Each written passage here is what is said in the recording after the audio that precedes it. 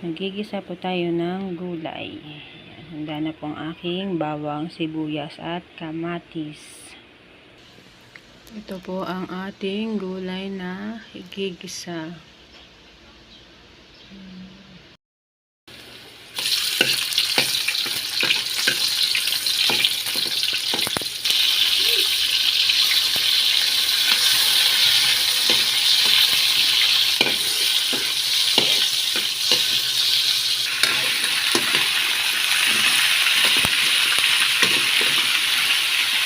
Maluluto na po ang ating gulay. Yan na po.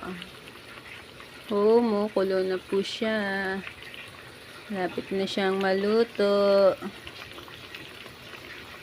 Ati pong sinabaw-sabawan lang dahil gusto ng aking mga anak ay may konting sabaw. Ayan. Pagyan lang natin ng konti.